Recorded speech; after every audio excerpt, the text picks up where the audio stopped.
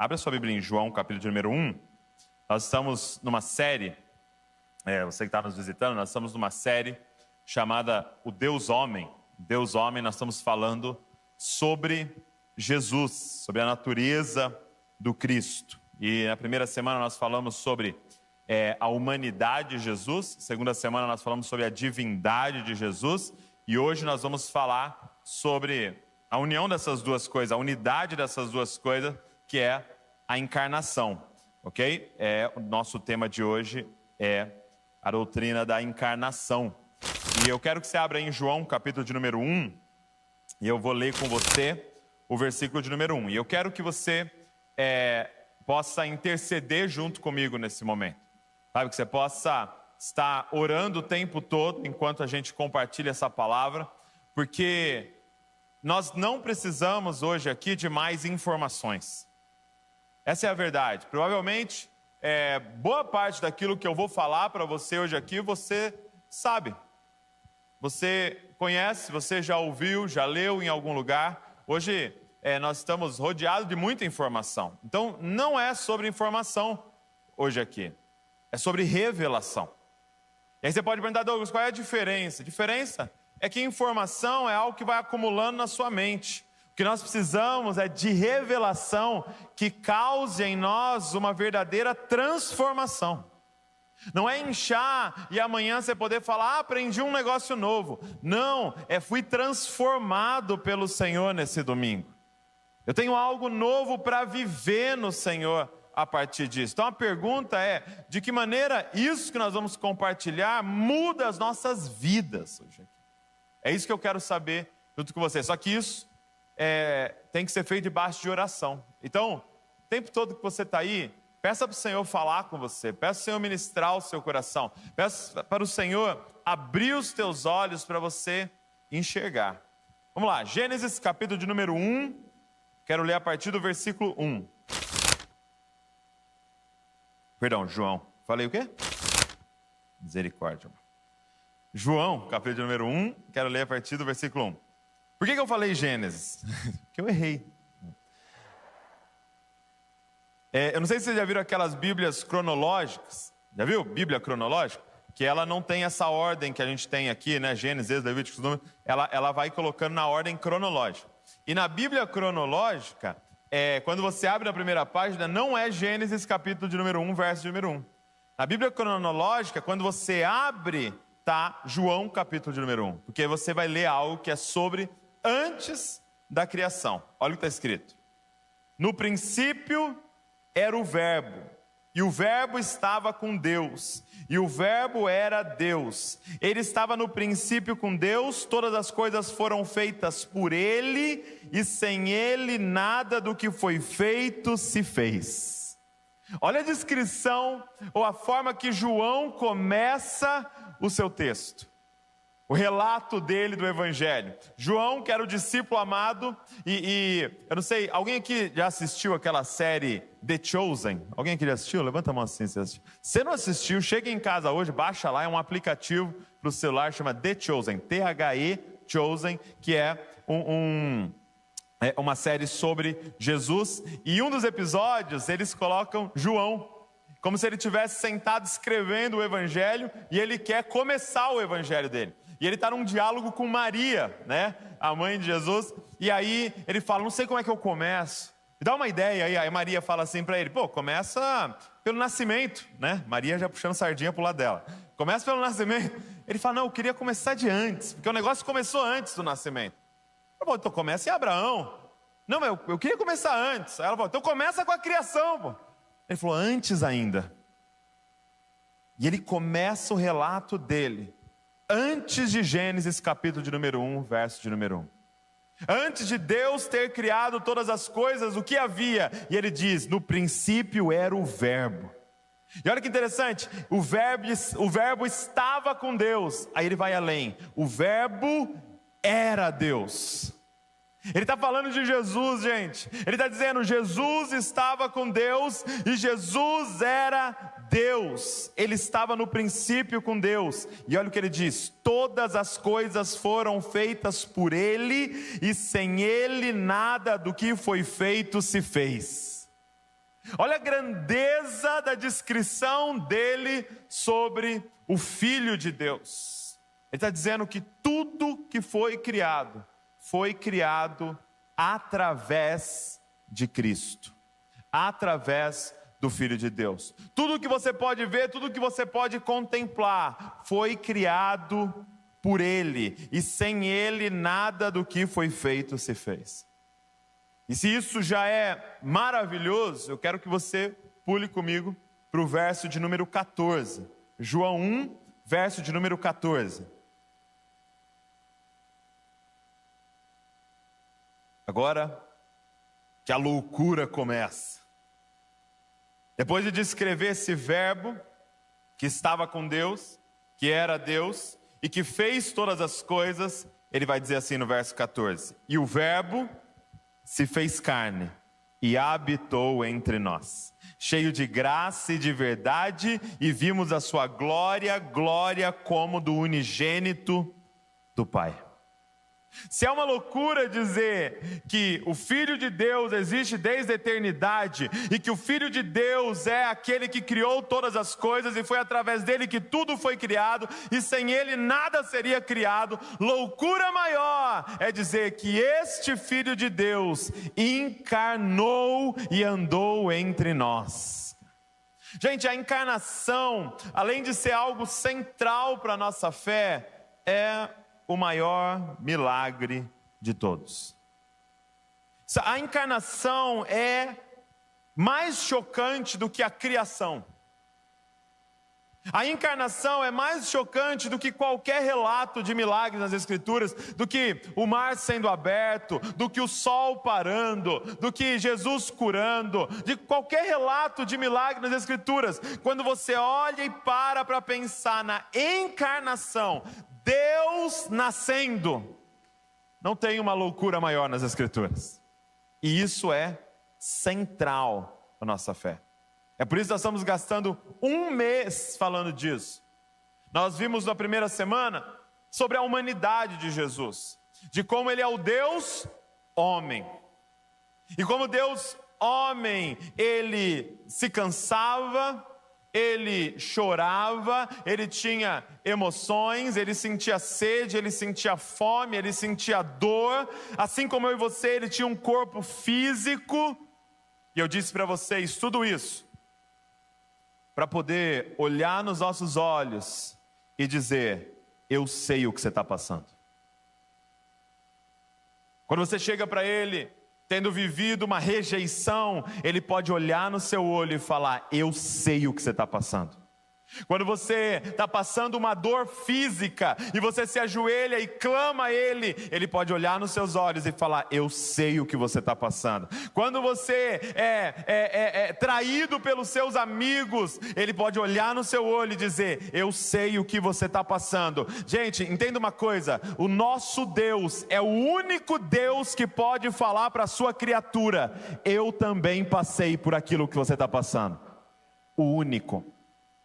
Não tem nenhum outro Deus na história que se identifica com a gente e que não deixou de ser Deus. 100% homem. Mas aí nós vimos na semana seguinte que ele é 100% Deus, que era Deus vivendo entre nós. Que ele não é simplesmente um mestre, um líder, um grande homem, mas que ele é Deus. E por que isso é tão importante para nós entendermos? Porque se ele fosse um grande mestre, bastava vir aqui hoje com o seu caderno, com o seu papel e aprender. Se ele fosse um grande profeta, bastava consultar as profecias para ver o que vai acontecer. Se ele fosse simplesmente um curandeiro, um milagreiro, bastava vir aqui com seus problemas e ele ia resolver. Mas ele é Deus, então entrar aqui hoje e estar diante dele faz de nós adoradores dele.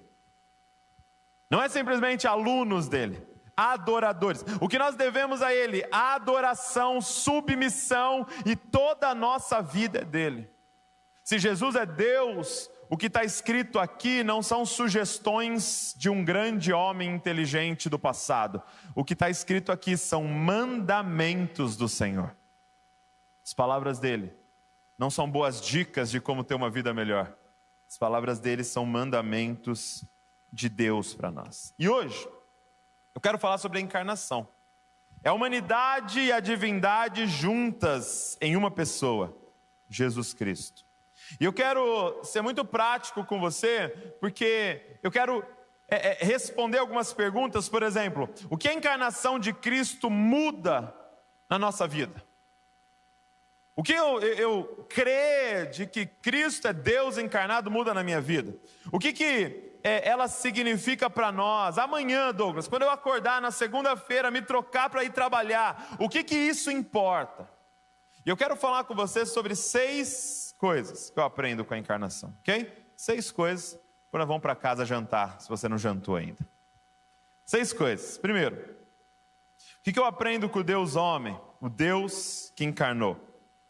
Primeira coisa que eu aprendo é que não há limites para Deus nos achar e nos salvar.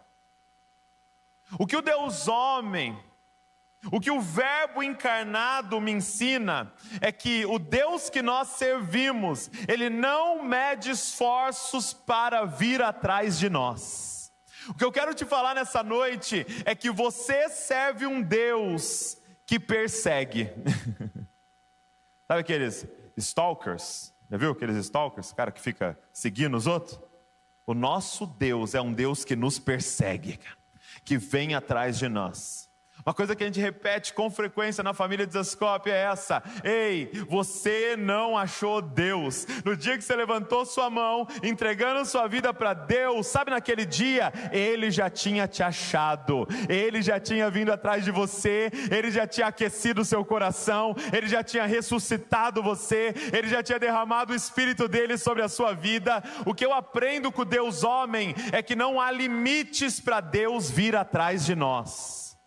Deus deseja você, Deus quer te salvar, Deus está atrás de você há muito tempo. E provavelmente se você está aqui dentro hoje, ou se você está conectado com a gente hoje, é porque Ele achou você e te atraiu com cordas de amor para a presença dEle. Cara, não tem limite. Para me encontrar, Deus se tornou homem, habitou entre nós, ressuscitou com um corpo humano e vai ser um homem por toda a eternidade. Não tem limites para Deus nos encontrar e nos salvar. Deixa eu te mostrar esse Deus que persegue. Abre comigo Salmo 139. Salmo 139 é o salmo favorito da Val. Salmo 139, abre aí. Eu quero que você leia essas palavras desse Deus que eu estou falando para você. Salmo 139, verso de número 7. Olha só, Salmo 139, verso de número 7. Olha o que o salmista diz, Davi: para onde me ausentarei do teu espírito? Para onde fugirei da tua face? Se subo aos céus, lá estás. Se faço a minha cama no mais profundo abismo, lá estás também.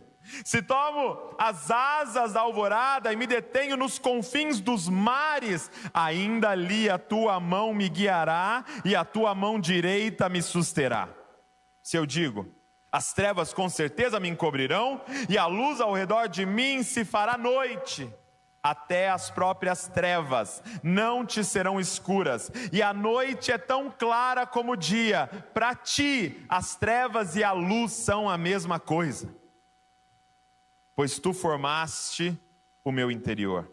Tu me teceste no ventre da minha mãe. Graças te dou, visto que de modo assombrosamente maravilhoso me formaste. As tuas obras são admiráveis e a minha alma o sabe muito bem. Os meus ossos não te foram encobertos, quando no oculto fui formado e entretecido como nas profundezas da terra. Os teus olhos viram a minha substância ainda informe, e no teu livro foram escritos todos os meus dias, cada um deles escritos e determinado quando nenhum deles ainda existia. Que preciosos para mim, ó Deus, são os teus pensamentos, e como é grande a soma deles. Se os contasse, seriam mais do que os grãos de areia. Quando acordo, ainda estou contigo.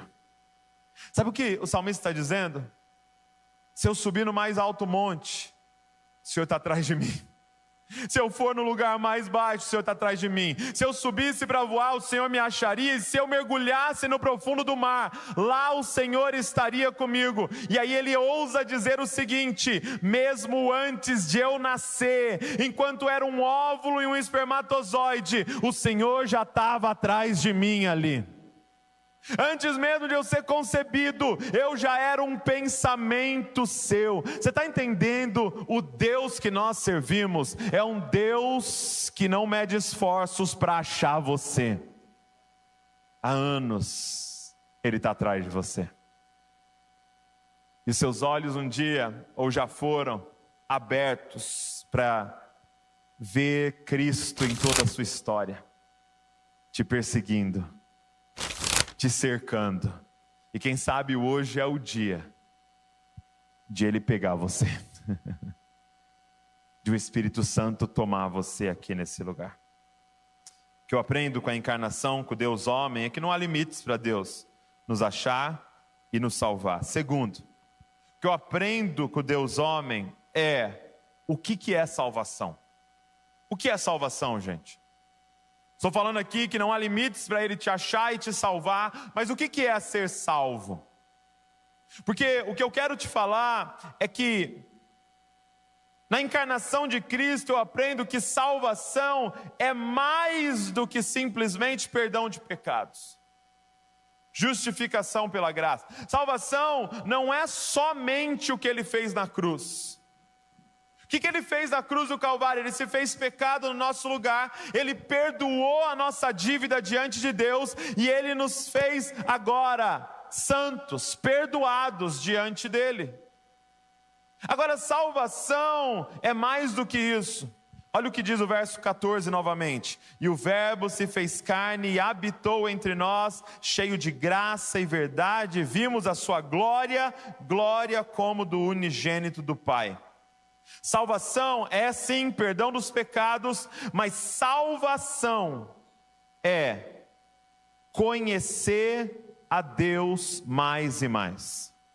O que é salvação, gente? É você entrar pela porta da graça, que é ser perdoado dos seus pecados, ter um encontro com Jesus, mas agora caminhar nesse caminho. E qual é esse caminho? Essa jornada que todos nós estamos aqui, é de conhecer o Pai mais e mais. Sabe o que Jesus veio fazer? Ele veio nos salvar. Como, Douglas? Revelando o Pai para nós.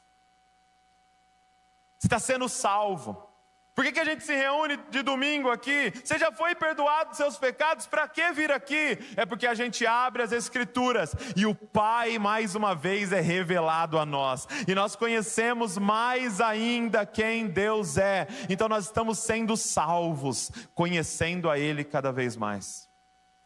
Está escrito aqui assim: cheio de graça e de verdade, e vimos a sua glória, a glória como do unigênito do Pai.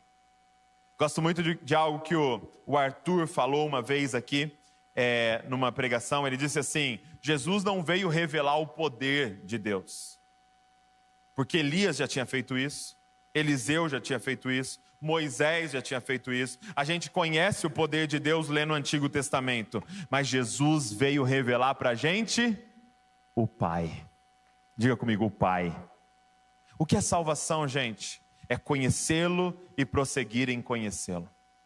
É dia após dia conhecer mais o Pai. Isso é tão verdade que os discípulos viveram 3 anos presenciando o poder de Deus através de Jesus.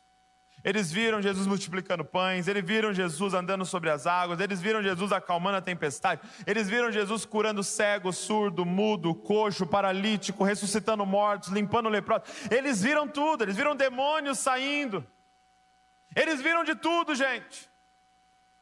E é interessante porque chega no final do ministério, quando a gente olha para João 14:8, um dos discípulos fala algo para Jesus que revela o anseio do coração dos discípulos.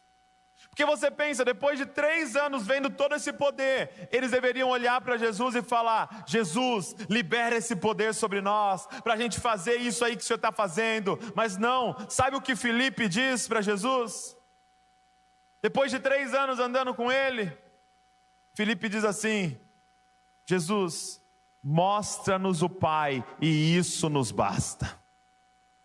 É como se ele estivesse dizendo assim: Jesus, tudo que a gente viu é maravilhoso, mas tem algo que encheu o nosso coração mais do que tudo, é a sua relação com esse tal de Pai. Eu quero isso, eu quero o Pai. Mostra-nos o Pai. E aí Jesus diz assim: Filipe, você não entendeu ainda?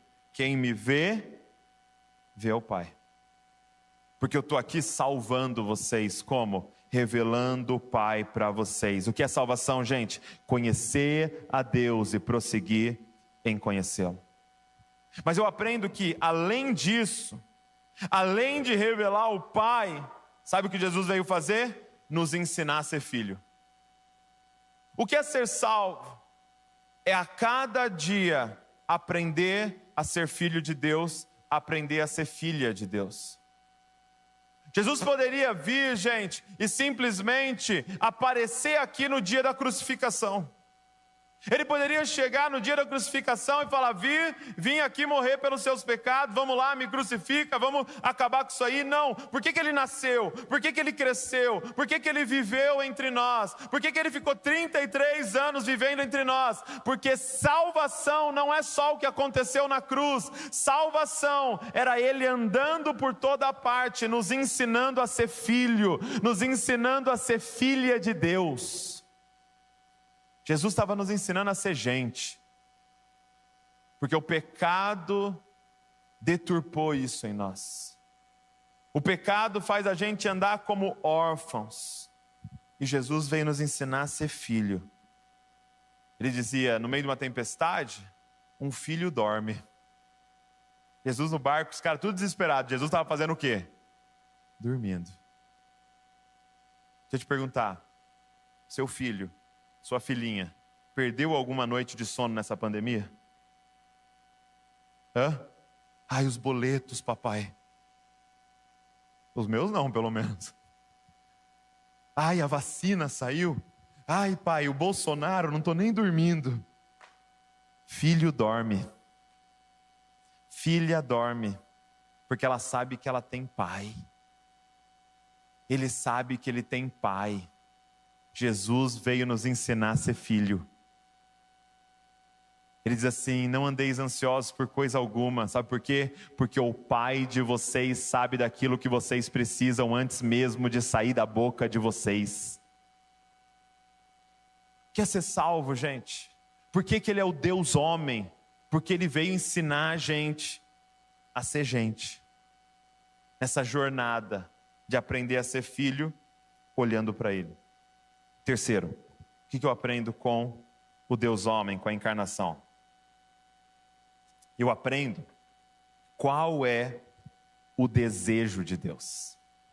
Na encarnação fica claro e revelado para nós qual é o desejo de Deus. O que Paulo vai chamar na carta a Éfeso, né? A carta aos Efésios, de o propósito eterno de Deus.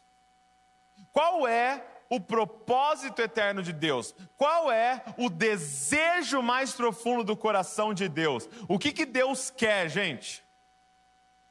Vou dar uma pergunta para vocês. Quem aqui gostaria de ter uma vida que agrada a Deus? Quem gostaria aqui de agradar a Deus? Levanta a mão assim. Quem gostaria de agradar a Deus? É interessante, quando Jesus batiza, A Bíblia diz assim que uma voz do céu, o Pai diz: este é meu filho amado. Mas termina aí? Não. Que me dá prazer, em quem eu tenho prazer. Então presta atenção, quando você nasce de novo, você se torna um filho amado, mas não necessariamente alguém que dá prazer para Deus. Por quê? Porque dar prazer para alguém é quando você descobre o desejo do coração dessa pessoa e faz. Por exemplo, está chegando meu aniversário. Não é uma ilustração, tá? É verdade, está chegando meu aniversário. Então, anota aí no seu bloco de anotações. Então, você pode querer me agradar, ok? E para me agradar, você vai lá comprar qualquer coisa. Você vai lá comprar aquilo que você gosta. Você vai lá comprar aquilo que você quer. Mas não, vou comprar o que eu quero. Eu vou comprar algo bem caro que eu quero. Eu vou agradar ele. Não, para me agradar, o que você precisa descobrir? Você precisa descobrir o desejo do meu coração. E aí você pode chegar e ligar para Val. O que o Douglas quer? Qual é o desejo dele? O que eu aprendo da encarnação? O que eu aprendo com o Deus homem? Qual é o desejo mais profundo do coração de Deus? Qual é o propósito eterno de Deus? Se você for ligar para um anjo, falar o que o pai está querendo, eu vou te falar. Olha o que está escrito no verso de número 14 novamente. E o verbo se fez carne e habitou entre nós. Você sabe qual é o propósito eterno de Deus? Você sabe qual é o desejo de Deus? De Gênesis a Apocalipse, o que Deus quer? Deus quer habitar entre nós. Deus quer morar entre nós. Se a gente pudesse falar do Evangelho, que está de Gênesis a Apocalipse, sabe qual é o Evangelho? A boa notícia: Deus quer mudar para cá e viver entre nós. Você tem noção disso? E o verbo se fez carne e habitou entre nós. Esse é o Evangelho. Se você olha para a Bíblia, em Gênesis começa com o que, gente? Um jardim, Deus habitando entre nós. Se você vai para Êxodo, o que você tem? Um tabernáculo, Deus habitando entre nós. Você vai para o período dos reis, o que você tem? Um templo, Deus habitando entre nós. E aí quando você vai para os evangelhos, quem está lá? O Filho, e o verbo se fez carne e habitou entre nós. E ele ressuscitou e liberou o que? O Espírito Santo. E agora você tem a igreja, Deus habitando entre nós, o corpo de Cristo andando em uma cidade. E aí você tem Apocalipse. O que você tem em Apocalipse? A Nova Jerusalém, essa cidade que os fundamentos, que o construtor foi o próprio Deus, e a Bíblia diz que ela vai descer e Deus vai habitar entre nós eternamente. Por que eu estou falando isso para você? Porque se você quer agradar a Deus, você precisa gastar sua vida para preparar uma habitação para Ele. Você quer dar um presente para Deus? Prepara uma casa para Ele. O Tom lançou uma música nova, né? Agora que ele gravou aqui na Família Zescope, Receba a Glória. E ele fala assim que nós estamos construindo uma casa para Ti. Nós estamos construindo uma casa para Ti. O que nós estamos fazendo hoje aqui? Nós estamos construindo uma casa para Ti. Você quer dar um presente para Deus? Participa da construção da casa dele, porque quando essa construção estiver pronta, Ele vem para habitar entre nós. Como assim, Douglas? É interessante você olhar e olhar, qual que era a profissão de Jesus? Qual era a profissão de Jesus, gente? Carpinteiro. Tem muita gente que pensa que a profissão de Jesus era marceneiro. Que a gente pensa que ele fazia móveis. Não. Um carpinteiro não fazia móveis. Jesus não fazia cadeira e mesa e tal. Apesar de ser muito legal, né? Imaginam uma cadeira assinada por Jesus. Não, Jesus era um carpinteiro. O que um carpinteiro fazia, gente? Um carpinteiro fazia fundação para as casas. O que Jesus fez da sua adolescência aos 30 anos? Jesus fez fundação para casas. Jesus fez vigas para casas. E o que Jesus fez dos 30 aos 33? Jesus fez a fundação da casa de Deus. Ele é um carpinteiro. O que um carpinteiro está fazendo? Uma casa para o Pai. Eu quero te convidar a agradar o coração de Deus, descobrindo qual é o maior desejo dele. Ele quer habitar entre nós. Então se envolva na construção dessa casa. Só que essa casa não é feita de tijolos, essa casa é feita de pedras vivas. Quando você evangeliza e quando você acha uma pedra perdida, você está trabalhando na construção da casa. Quando você discipula e vai moldando essa pedra, você está participando da construção da casa. Quando você vem e encaixa ela na estrutura, você está participando da construção da casa. E um dia nós vamos achar a última pedra que faltava, nós vamos discipular a última pedra que faltava, nós vamos encaixar a última pedra que faltava, e então Ele vem para habitar entre nós. O que nós estamos fazendo aqui? Construindo uma casa para Ele. Não é sobre esses tijolos aqui, gente. Hoje nós estamos aqui. Outro dia nós estamos em outro prédio. Outro dia nós vamos para um outro lugar. Mas é sobre isso aqui, ó. Olha para o lado. Você que está em casa, olha para se tiver alguém perto de você. São as pedras vivas. Ele não habita em templo feito por mãos humanas. Ele habita num templo feito por pedras que Ele mesmo fez. Em terceiro lugar, eu aprendo qual é o desejo de Deus. Deus quer habitar entre nós. Quarto lugar, o que eu aprendo com o Deus homem, com a encarnação? Isso aqui é muito importante, gente. Eu aprendo que o Espírito e a matéria tem o mesmo valor para Deus. De novo. O Espírito e a matéria têm o mesmo valor para Deus. Quando Jesus ressuscita, Ele ressuscita com um corpo material. Ele vai e chega para os discípulos e fala: rela, pega aqui, ó. Vocês têm alguma coisa de comer aí? Ele come com eles. Por quê? Porque Ele tem um corpo material. Hoje Jesus está no céu, com um corpo físico. E por que isso é tão importante? Porque nós sempre vamos ter a tentação, sem o Deus homem, sem a encarnação, nós sempre vamos cair em dois extremos. Ou nós vamos cair no que a gente chama de um animismo, ou nós vamos cair no que a gente chama de um materialismo. Eu já falei isso para vocês quando a gente pregou sobre Gênesis 1. Um animista é aquele que só considera o espírito, a alma. E muitos de nós fomos discipulados dessa forma. O que importa é o espírito, né? Tanto que quando a gente está evangelizando alguém, como é que a gente fala?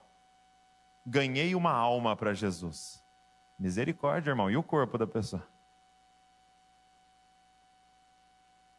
Quantas almas se renderam hoje? Nós fomos, muitos de nós, criados numa visão animista, onde a matéria é ruim, onde a matéria não é de Deus e o que importa é a alma e é o espírito. E é interessante que, por exemplo, quando essas pessoas animistas vão fazer, por exemplo, um trabalho social, elas chegam lá para o mendigo e querem orar pelo mendigo, oram por ele e ele permanece passando fome. Ele permanece morando na rua, ele permanece com frio, porque elas pensam: o que importa se morrer ou não? O importante é a alma. O importante é o espírito dessa pessoa. Agora, sem a encarnação e o Deus homem, nós podemos cair no outro extremo, que é o materialismo. onde só importa o físico, só importa o corpo. E se tudo que nos resta é o corpo e o físico, nós entramos nessa vida de busca de prazer. Se o que me restou é o meu corpo, eu quero comer a melhor comida que eu achar. Eu quero beber a melhor bebida que eu achar. Eu quero usar as drogas mais deliciosas que vão dar as vibes mais profundas que eu encontrar. Eu quero ter o máximo de adrenalina que eu tiver que ter. Eu quero fazer sexo da forma mais estranha e tal que eu puder. Porque o que me resta é o meu corpo. Então eu preciso ter o máximo de prazer possível com o meu corpo. Isso é o materialismo. É o que a Bíblia vai dizer: comamos e bebamos, porque amanhã morreremos. E é o outro extremo. E aí, quando a gente vai fazer uma assistência social, um materialista, o que ele faz? Ele dá a marmita, ele dá o cobertor, ele faz a campanha do agasalho, mas ele não prega o evangelho, porque para ele o que importa é somente o físico. E aquela pessoa está com o estômago cheio, aquela pessoa está aquecida, mas aquela pessoa vai ser condenada eternamente. Porque a gente para aí. É somente na encarnação que nós conseguimos compreender que espírito e matéria importam para Deus. É somente o Deus homem que nos ensina que pregar o evangelho e dar a marmita tem o mesmo valor para Deus. Ei, é o Deus que estava pregando para a multidão, mas quando eles estavam com fome, multiplicou pães físicos para eles comerem. É o Deus que estava expulsando o demônio, mas curando o cego, porque o cego não conseguia andar direito, porque não enxergava. É o Deus que se preocupa com a sua vida física, financeira, saúde, o mesmo que se preocupa com a sua vida espiritual e com a sua alma. Quem está entendendo o que eu estou falando? Deus se importa com o material e Deus se importa com o espiritual. Eu aprendo com o Deus homem. Eu aprendo com a encarnação, que o domingo é muito importante, mas a segunda-feira também. Que vir ao culto, fechar o meu olho e adorar é muito importante, mas acordar segunda-feira, pôr a minha roupa e ir trabalhar também é extremamente importante para Deus. Que orar com as minhas crianças é muito importante, mas levar meus filhos no parque também é muito importante para Deus. Porque para Deus não tem essa divisão. Ele é metade homem, metade Deus. Ele é metade carne, metade espírito. Não, há uma integralidade em nós. Nós somos um. Corpo, a alma e o espírito. Quinto lugar. O que eu aprendo com a encarnação?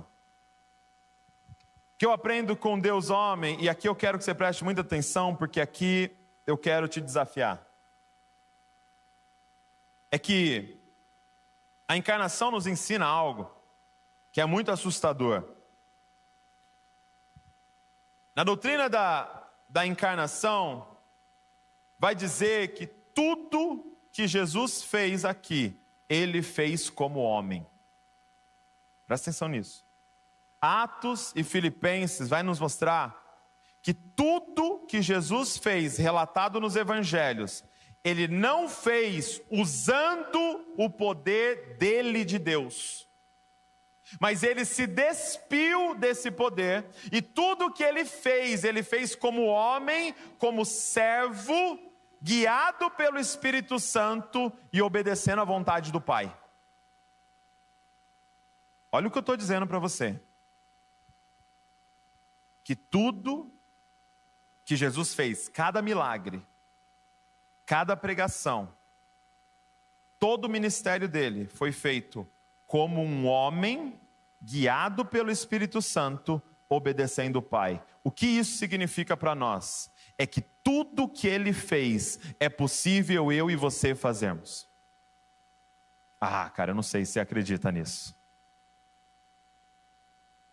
Por quê? Porque o mesmo Espírito que estava sobre ele é o Espírito Santo que está sobre nós.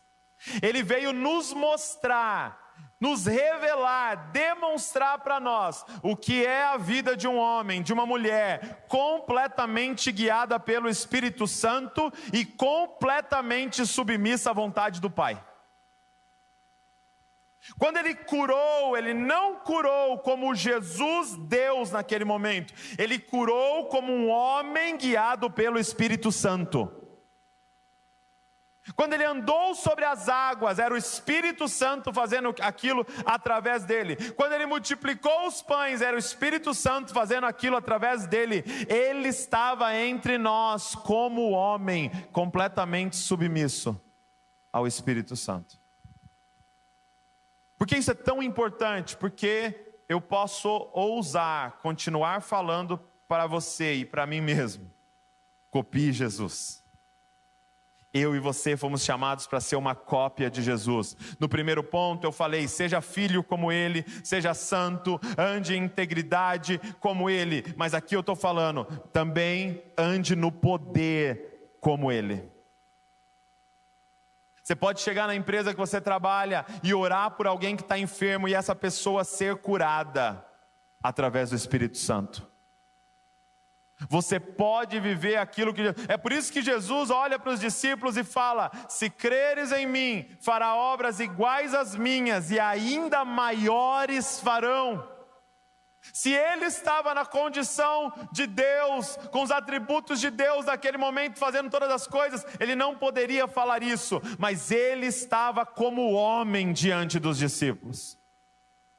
Se vocês submeterem ao Espírito Santo e à vontade do Pai, vocês farão obras iguais às minhas. Gente, entenda uma coisa: o Espírito Santo está na sua vida. A pergunta é se você está sendo guiado por Ele. No relato de João, do batismo, a palavra de Deus diz que o Espírito do Senhor vem sobre ele como uma pomba. João Batista vai dizer que o Espírito vem sobre ele como uma pomba e permanece.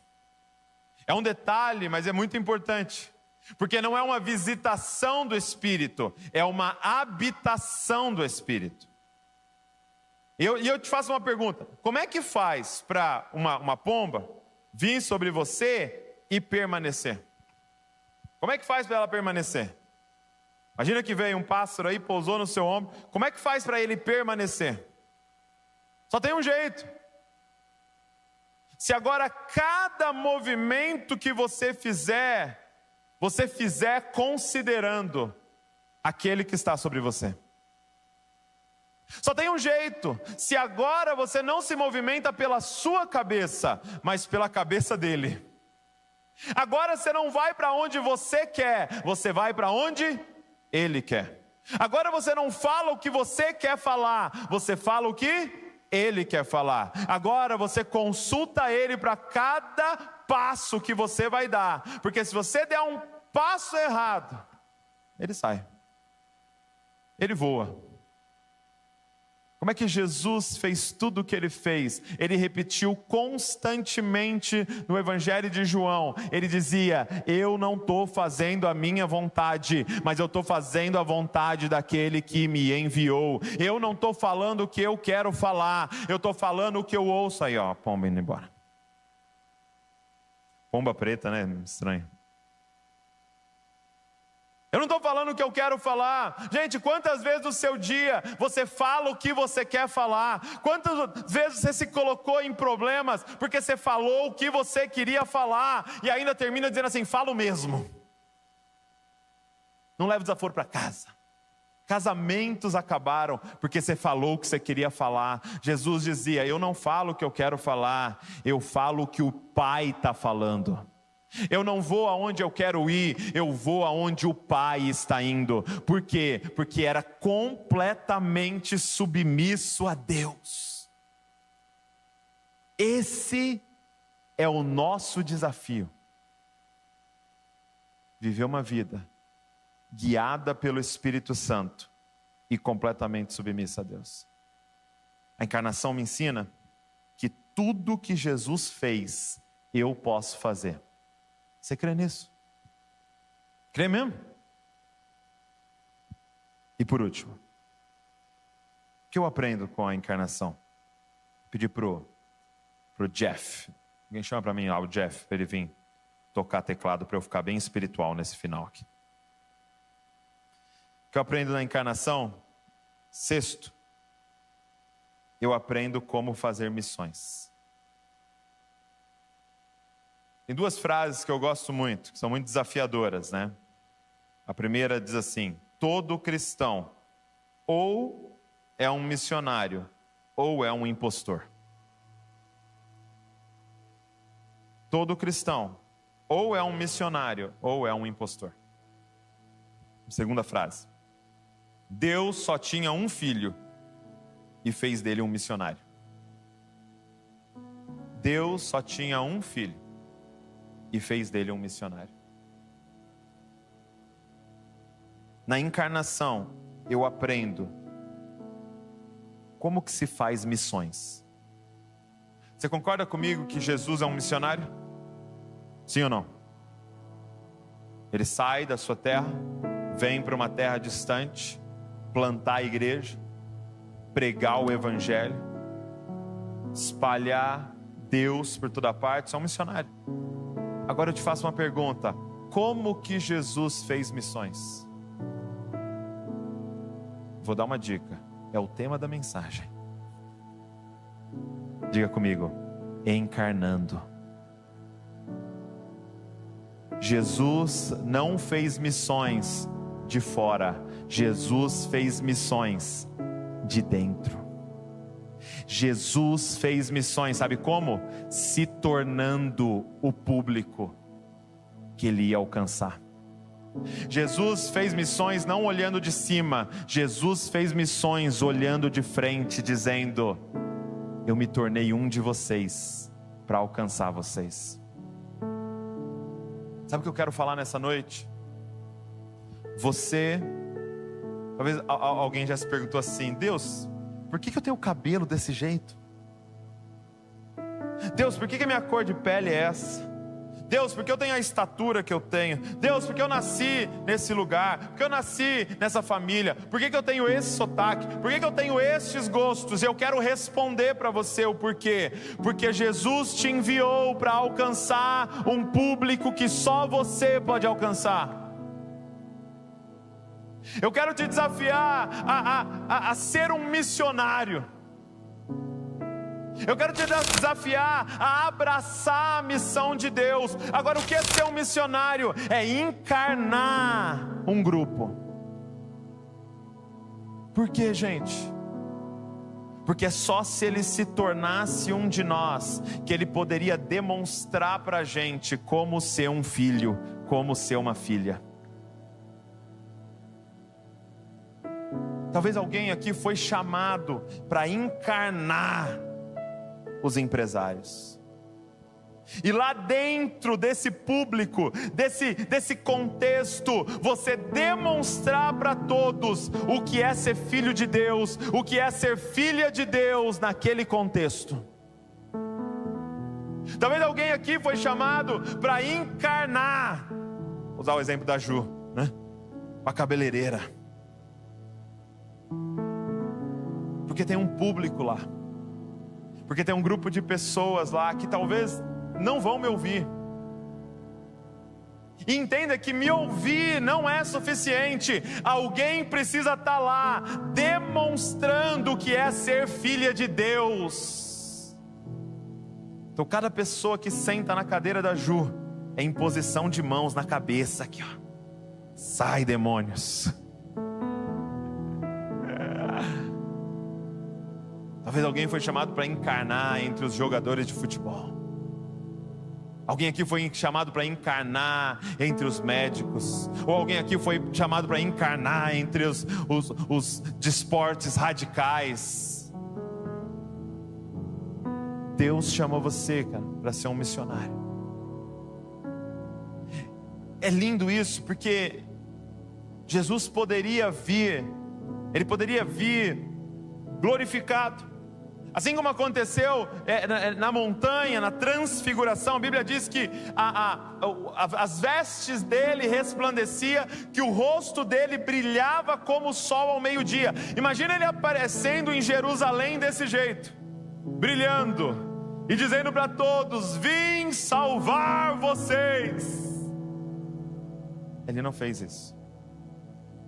Ele se tornou um de nós e habitou entre nós e nos revelou dentro da nossa pele o que é ser filho, o que é ser uma filha de Deus. É isso que Ele está te chamando para fazer. Você está numa escola, você não está? Você está matriculado em uma faculdade. Sabe por que Deus te colocou lá? Pra você encarnar naquele lugar e revelar o Pai naquele lugar e demonstrar o que é ser filho naquele lugar. Eu não entendo, Deus, por que você me deu esse emprego tão ruim com esse gerente mala? Tem gente lá dentro. Então você é um missionário.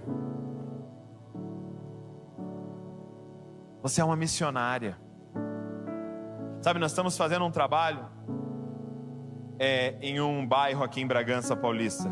E o nome desse bairro é muito profético, né? O nome dele é Maranata. Quem colocou o nome é muito espiritual, né? Maranata chama o bairro. E é um bairro carente. Era um grupo de pessoas que perdeu suas casas num bairro que já era carente e se apropriou dessa parte, desse terreno, e começaram a construir barracos lá, até que Bragança reconheceu como um bairro, organizou tal, e eles estão lá. E nós estamos fazendo um trabalho lá, e nós não queremos ser nem materialistas e nem animistas. Nós queremos cuidar deles de forma completa. Só que nós não queremos chegar lá brilhando, né, Alê? Com as nossas roupas caras e falar: viemos salvar vocês. Toma aqui uma marmita, toma aqui uma cesta básica. Não. Como é que faz para alcançar aquele bairro? É só se a gente encarnar. É só se a gente decidir habitar entre eles. E talvez eu não esteja falando literalmente de morar lá. Até o Alê esses dias falou para mim que queria alugar uma casa lá para fazer um centro lá para a gente alcançar eles. Mas não necessariamente você vai morar lá, mas você vai andar lá. E não é eu vim salvar vocês, é eu vim me relacionar com vocês, eu vim ser amigo de vocês, eu vim amar vocês e ser amado por vocês. Por quê? Porque levar salvação é mostrar quem é o Pai e como um filho e uma filha se comporta. Por que eles estão numa situação de miséria, gente? Porque eles não conhecem o Evangelho, eles não sabem que eles são co-herdeiros de Cristo Jesus, e alguém tem que ir lá mostrar para eles. Como? Andando entre eles, vivendo entre eles, sentando na mesa deles e convidando eles para sentar na sua mesa, conhecendo os nomes, conhecendo as histórias, conhecendo os sonhos, conhecendo os medos, os problemas. É interessante que quando você entra num bairro de pessoas em situação de vulnerabilidade, eles já foram treinados para abordar você como Salvador, sim ou não? Não é nem oi, eles já revelam o problema deles. Olá, tenho tal doença, sou espancado pelo meu marido. Por quê? Porque todo mundo que vai lá como alguém de fora para salvar. Mas precisa se levantar um grupo de pessoas que vai encarnar, que vai dizer: para, eu e você somos iguais. Tudo que eu tenho foi graça de Deus na minha vida, e essa mesma graça quer alcançar a sua vida. Quem está entendendo o que eu estou falando? E nós lá no bairro Maranata, e aqui eu queria convidar vocês para um desafio com a gente. No bairro Maranata, a gente conheceu a história de uma senhora. Porque qual que é o nosso trabalho lá da Justiça Social, né? Um ministério nosso chama Justiça Real. Qual que é o trabalho? conhecê-los e a gente vai indo de casa em casa e perguntando a história e até fazendo ficha deles e tal, e conhecendo cada casa e vendo as necessidades e servindo da forma que a gente consegue cada necessidade. E uma das histórias que a gente, uma das pessoas que a gente conheceu lá era uma senhora chamada Benedita. E a Benedita vive numa situação de grande vulnerabilidade. Ela tem 3 filhos, um dos filhos tem 5 filhos, 2 deles têm problemas mentais, e eles são em 9, numa casa sem dignidade nenhuma, numa casa sem condições nenhuma de uma habitação digna, de extrema pobreza. E aí, para ajudar, quando a gente tinha chegado lá, recentemente tinha acontecido da casa deles pegar fogo. A casa foi incendiada. E alguns deles, a família, continuam vivendo nessa casa que foi incendiada. Então, uma situação de extrema pobreza, de extrema vulnerabilidade. E nós estávamos ajudando como a gente podia, mas algo brotou muito forte no nosso coração.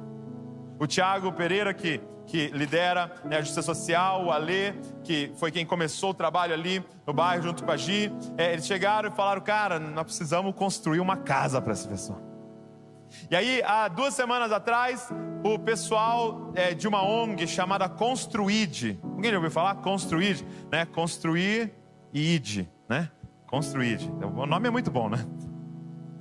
É uma ONG, gente, que eles têm um trabalho: construir casa para as famílias que precisam. É um menino chamado Bruno, arquiteto, e ele entendeu para que ele é arquiteto. E ele vai junto com toda a equipe, de bairro em bairro, conhecendo histórias, pedindo para o Espírito Santo guiar eles, para eles construir casas e dar de presente para essas famílias, para a gente apresentar um evangelho encarnado para eles. Eles derrubam a casa e fazem outra. Então ele está em contato com a gente, fala: cara, vamos fazer uma parceria. E a gente viu a mão de Deus e nós decidimos, nós vamos construir uma casa para Dona Benedita e toda a família deles. E sabe que isso que nós vamos fazer, gente, entenda uma coisa, vai mudar a vida daquela família, mas eu creio que é algo profético na nossa cidade, porque nós vamos derrubar aquela casa e construir outra. E qual é o maior desejo de Deus? Que a gente construa uma casa para Ele. Aquela casa vai ser profética do trabalho que nós estamos fazendo. Nós estamos construindo, Senhor, uma casa para Ti. E nós vamos continuar clamando: Maranata, ora vem, Senhor Jesus, e habita entre nós. E eu quero te convidar para fazer parte disso. Hoje eu vou convidar você para ofertar nisso. Nós vamos construir juntos isso. E na semana que vem eu vou convidar você para você ser um dos voluntários nesse trabalho.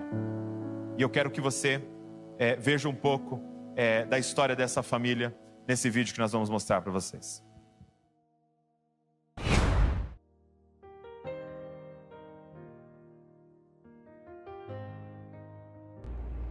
Cara, é com muita alegria que eu quero anunciar a parceria da família Dizascope com a Construid para impactar muitas famílias em Bragança Paulista, cara. Cara, como é bom poder participar daquilo que Deus está fazendo em uma cidade. Nós vamos fazer isso juntos, cara. Nós vamos estender a graça de Jesus nessa cidade, cuidando das famílias. E eu quero convidar você para participar junto com a gente desse desafio de tocar as famílias dessa cidade, as famílias que estão precisando, famílias em situações de vulnerabilidade. E aí, você topa? Vamos juntos? Pastor Douglas, com toda certeza nós vamos juntos. Eu estou extremamente feliz e me sentindo muito honrado de poder representar a Construid aqui e dizer que a gente está junto agora para transformar a cidade de Bragança Paulista. Gente, para quem não conhece, a Construid ela é uma ONG que nasceu com o propósito de impactar vidas através da construção de moradias. Deus me deu a graça de poder levar esse projeto, de levar à frente esse projeto. Eu sou o fundador e presidente da Construid, mas eu sei que Eu sou só um canal daquilo que Deus quer fazer aqui na Terra. Eu só me tornei mesmo um instrumento para que mais pessoas possam vir junto e fazer tudo isso acontecer. E você é uma dessas pessoas. Você que está aí assistindo o culto, você que está aí tendo teu coração já sendo queimado por esse desejo de ajudar, cara, você precisa fazer parte disso. Nós vamos agora divulgar a história, a primeira história, uma família que vive uma situação de extrema vulnerabilidade, como o Douglas já mencionou, e você vai fazer parte dessa transformação. Eu quero te convidar mesmo a se emocionar com a gente e no final do vídeo não deixar de dizer sim para essa transformação que está começando agora.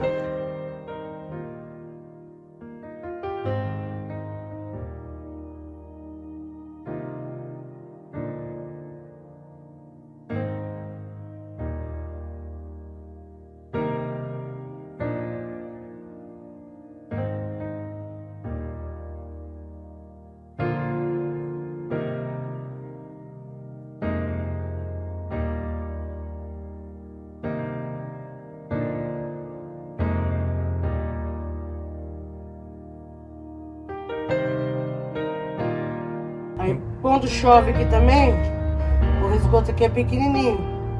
E a água entra tudo aqui dentro. A água do esgoto, da chuva. Lá já não entra, né? Entra tudo aqui.